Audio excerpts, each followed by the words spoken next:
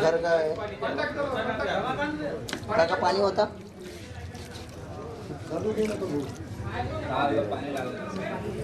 त्या सर्व भारतीयांचं उन्नती व्हावी, विकास व्हावी ही सद्भावना नेहमी आचार्य भगवंतांची असते.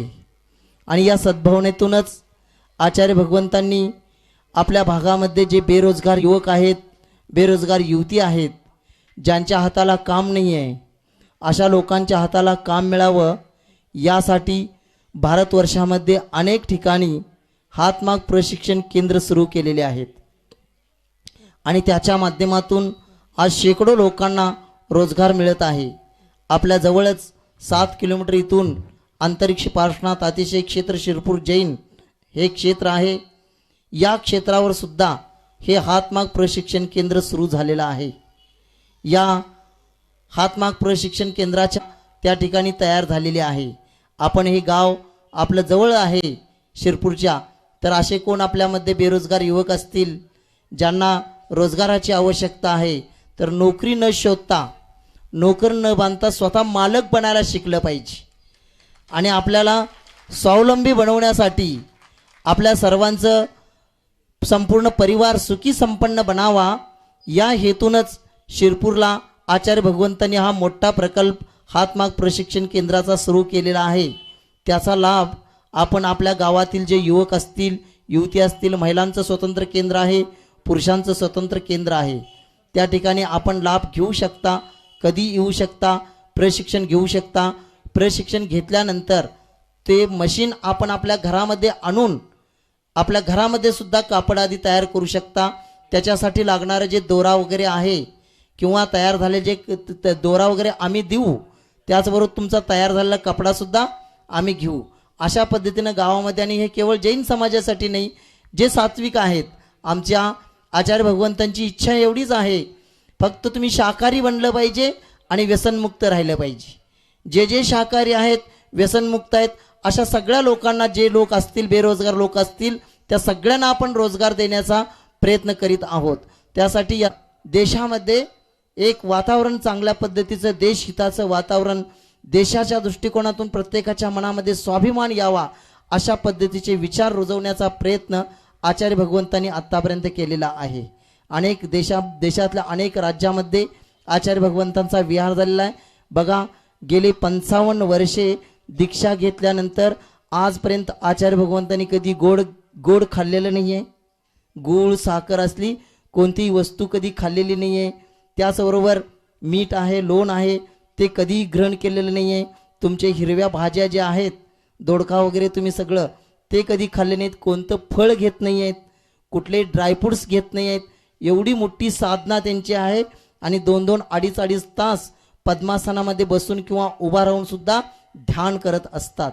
एवढी महान साधना आचार्य भगवंतांची आहे.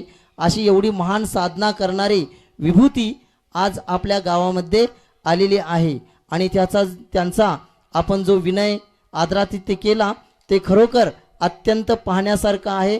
आपणा सर्वांना आम्ही आमच्या वतीनं धन्यवाद देतो. तुम्ही त्याचे विचार मांडणं एवढं कार्य आचार्य भगवंतजी करत असतात. आणि आपणासनी आज या ठिकाणी आचार्य भगवंतांचं आता प्रवचन ऐकायला मिळणार आहे. अजून ग्रामस्थ गावामध्ये कोण असतील तर ते प्रवचन ऐकण्यासाठी येऊ शकतात, प्रवचनाचा लाभ घेऊ शकतात.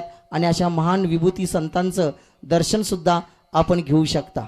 हातमाग केंद्राच्या माध्यमातून अनेक लोकांना रोजगाराची संधी देण्याचा प्रयत्न आहे. तसंच या ठिकाणी शिरपूर क्षेत्र अतिशय मोठं व्हावं, क्षेत्र भव्य दिव्य व्हावं, यासाठी संपूर्ण पिवळ्या दगडाचं, जैसलमेरच्या दगडाचं 1.5 लाख स्क्वेअर फूटचं मंदिर उभं राहत आहे. त्याचा लवकरच पायाभरणी आधी होणार आहे. आणि ते पण मंदिराचं काम लवकर सुरू करीत आहोत. त्याचबरोबर हे मंदिर 207 फूट उंची, 3 मजलीचं, संपूर्ण महाराष्ट्रामध्ये इतकं मोठं मंदिर कोणत्याही संप्रदायाचं नसेल असं मोठं मंदिर या ठिकाणी शिरपूर अतिशय क्षेत्रावर होत आहे. परिसरामध्ये जे लोक राहतात त्या लोकांचा सुद्धा विकास व्हावा यासाठीच आचार्य भगवंतांनी ही हातमाग प्रशिक्षण केंद्राची व्यवस्था त्या ठिकाणी केलेली आहे. आता या हातमाग प्रशिक्षण केंद्रामध्ये 108 महिला सध्या काम पण करत आहेत. त्या 108 लोकांना रोजगार मिळत आहे. एकेकांना 10,000, 12,000, 15,000 पर्यंत पगार सुद्धा त्या ठिकाणी पडतो. अशा पद्धतीचं काम त्या महिला करू लागलेत. आमच्या ब्रह्मचारिणी दीदी त्या ठिकाणी त्यांना शिकवत असतात आणि शिकल्यानंतर अगदी काही महिलांनी तर त्या ठिकाणी वेतन पण मिळतं, पगार पण चांगला दिला जातो. तर ह्याचा उपयोग आपण कशा पद्धतीनं करायचा ते आपण जाणून घ्या.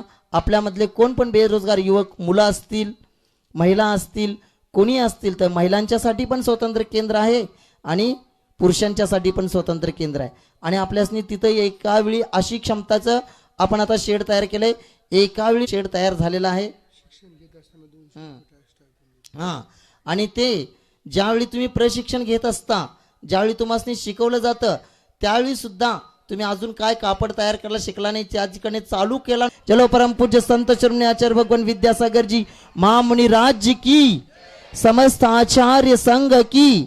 माजी चेअरमन माननीय प्राध्यापक D.A. पाटील सर या ठिकाणी आलेले आहेत. भगवंतांचा आशीर्वाद घेण्यासाठी आलेले आहेत. वर्षाला जैविक शेतीवर करोडो रुपये खर्च ते करत आहेत. भारतातल्या लोकांना मदत करत आहेत. असे अण्णासाहेब, ते महाराष्ट्र स्वतंत्र झाल्यानंतर महाराष्ट्राचे मुंबई प्रांताचे पहिले अर्थमंत्री होते. अण्णासाहेबजी लट्टे यांचे ते नातू आहेत. सुकुमार आचार्य भगवान विद्यासागरजी महामुनींद्र अत्र अवतर सवष्टीति आह्वाननम अत्र तिष्ठ तिष्ठट स्थापनम अत्र सन्नितोष्ठ स्थापनम सनदीकरणम. सागर श्रुत सागर रत्नत्रय तापत्रय ज्ञानीर अर्पितो रत्नाकर. हे गुरु भास्कर सौख्य सुधाकर महामनस्वी मुनिराजा. जन्म जरा अनमरण मुक्त कर वंदन भावी जिन राजा. ओम रूम परमपूज्य संत शिरोमणी आचार्य भगवान विद्यासागरजी महामुनींद्राय जन्म जरा मृत्युनाशनाय जलम निरोपामिति स्वाहा. हे गुरु चरणी भवतर वरणी चंदन चढ़वो भक्तीने. द्रव्य दृष्टि द्या भाव त्रुटि द्या शीतल हो मुक्तीने. धर्म प्रकाशक कर्म विनाशक महामनस्वी मुनिराजा. समता संयम शुभ भावाने वंदन भावी जिन राजा. ओम रूम परमपूज्य संत शिरोमणी आचार्य भगवान विद्यासागरजी महामुनींद्राय संसार तापिनाशनाय चंदनम निरोपामिति स्वाहा. इंद्रिय सुख सासा अमृत सिंधु आत्महान आत्मनित्य शाश्वत है. शाश्वत सत्याचा आराधक महामनस्वी मुनिराजा. अनंत चतुचय प्रगट हो वंदन भावी जिन राजा. ओम रूम परमपूज्य संत शिरोमणी आचार्य भगवान विद्यासागरजी महामुनींद्राय अक्षय पद प्राप्त अक्षतम निरोपामिति स्वाहा. आराधक राग विराधक स्वरूप साधक महामनस्वी मुनिराजा. महाशील मद प्राप्ति हो वंदन भावी जिन राजा. ओम रूम परमपूज्य संत शिरोमणी आचार्य भगवान विद्यासागरजी महामुनींद्राय कामबाण विनाशनाय पुष्पम निरोपामिति स्वाहा. अचिंत्य उपकृत करी संसारी. हे गुणनालय महागुणालय महामनस्वी मुनिराजा. क्षुधा नाग हो त्रषा नाश वंदन भावी जिन राजा. ओम रूम परमपूज्य संत शिरोमणी आचार्य भगवान विद्यासागरजी महामुनींद्राय क्षुधारोग विनाशनाय नैवेद्यम निरोपामिति स्वाहा. विभाव मोचन भावी जिन राजा. ओम रूम परमपूज्य संत शिरोमणी आचार्य भगवान विद्यासागरजी महामुनींद्राय अष्टकर्मधनाय धूपम निरोपामिति स्वाहा. महाऋषि हे चेतन दर्शी हितमित मधुर सर्वासी. अभय प्रदाता आत्मविदाता गुंजन करी स्व आत्म्यासी. स्वपंत कर्षक शुभ फलदायक महामनस्वी मुनिराजा. अक्षय सुखधाम प्राप्त हो वंदन भावी जिन राजा. ओम रूम परमपूज्य संत शिरोमणी आचार्य भगवान विद्यासागरजी महामुनींद्राय मोक्ष फल प्राप्त फलम निरोपामिति स्वाहा. गुरु शिष्याचे मी पुष्पामृत योग जसा मुक्ता अनमग माणिक्याला सर्वांशी संयोग जसा हिऱ्याचे कोंडण कंचनचे श्रेष्ठ गुरुचे शरण आ अतिशयकारी भाव भक्तिता अर्घ पद द्या श्रेष्ठ महा ओम रूम परम पूज्य संत शिरोमणी आचार्य भगवान विद्यासागरजी महामुनींद्राय अनर्घ्य प्राप्त आरोग्यम निरोपामिती स्वा. जय नमस्तू करून विनंती करतो. आम्हा सर्वांना उद्बोधित कर. नमस्तू भगवान, नमस्तू नमस्तू. ओम नमः सिद्धेभ्यः.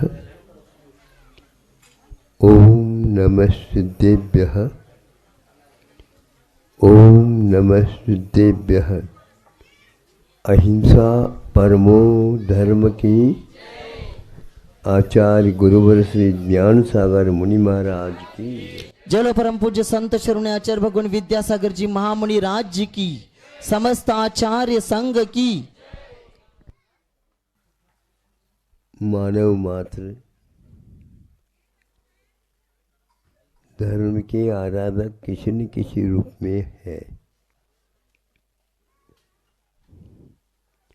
लोग कहते हैं वैष्णव महाराज आए हैं, शिव जी महाराज जी आए हैं, ब्रह्मा महाराज जी आए हैं. कुछ भी हो, किंतु जहाँ पर अहिंसा धर्म आ जाता है वहाँ पर ये सब लोग समाहित हो जाते हैं. बगीचा में अनेक प्रकार के फूल खिले हुए रहते हैं. अपनी अपनी सुगंधी वे दूर दूर तक बांटते रहते हैं. तो कोई ये नहीं कहता है यह फूल सुवासित हो रहा है, ये फूल सुवासित हो रहा है. यह बगीचा महक रहा है. आगे के गांव में पहुंच जाती है, वो भी लोग कहते हैं यह हमारी नदी है, इसके कारण हम जीवित हैं. इस प्रकार आगे आगे पूछते जाओ तो वैसा ही सुनने में आता, पीछे पीछे जाओ तो भी सुनने में आता है. धरती कहती है यह हमारी बेटी है. अब आप बताओ, आप अपने बेटे को दूसरे की मान रहे हो? नहीं. यहाँ कोई भी भेदभाव के बिना मात्र दया धर्म दिखाते हुए करुणा के साथ प्यासा आया उसकी प्यास को बुझा देती है. बहुत संतप्त होकर के आया, गर्मी बहुत बड़ी है, स्नान कर लेता है, शांति पा जाता है. और अपने वस्त्र सारे सारे गंदे हो गए हैं और साबुन थोड़ा जो कुछ भी है उसके द्वारा कर लेता है और नए वस्त्रों को पहन लेता है, शांति का अनुभव कर लेता है. इन सभी बातों से ये ज्ञात होता है धर्म मानने के ऊपर है. ये सारा सारा अजीव तत्व है, पुद्गल तत्व है, जड़ है, ये कुछ नहीं जानता. और इनमें से जो ध्वनि निकल रही है वो सुनने में आती है, देखने में नहीं आता. वही आत्म तत्व ब्रह्म तत्व माना जाता है. हम उसकी खोज, हम उसकी गवेषणा, हम इसका अनुसंधान शोध नहीं कर पाते हैं. इसलिए इधर इधर चलो, उधर चलो, उधर चलो, सब कुछ चलो, लेकिन वहाँ पर जाने के उपरांत वही रहता है जो पीछे देख करके हम आए हुए हो. जो बताते हैं उसको भी हम मानते नहीं अथवा हूँ कह कर के पुनः उसके ऊपर संदेह कर जाते हैं. हमें बोध मिल जाता है पशुओं और पक्षियों के माध्यम से भी. बछड़ा आवाज देता है, दूर है गाय, किंतु उसको वह समझ लेती है, आवाज को समझ लेती है। उसने उत्तर के रूप में एक आवाज अपनी तरफ से भेज देती है, तो यहाँ संतुष्ट हो जाता है। उसी प्रकार हमारा कर्तव्य है, दूर दूर में भी कोई रहे उनके प्रति भी हमारा वात्सल्य, हमारा प्रेम, हमारी आत्मीयता, हम उनके प्रति कुछ चाह रखें और उनके भले के बारे में भी सोचते रहे। धर्म और कोई वस्तु नहीं है, धर्म तो वही है जो आपके लिए दुख का जैसा अनुभव होता, वही वस्तु दूसरे के लिए भी दुख का कारण हुआ करती है। यह बस समझ लिए तो अपने आप ही सारे संसारी जीव दुख से डरते हैं, सुख को चाहते हैं, तो हम भी उन्हीं के अनुरूप भाव रखें तो निश्चित रूप से संसार में कोई दुखी नहीं होगा। धीरे धीरे इस ज्ञान से जब आप लोग ओतप्रोत हो जाओगे तो निश्चित रूप से यह आप लोगों को भी उपलब्ध होगा।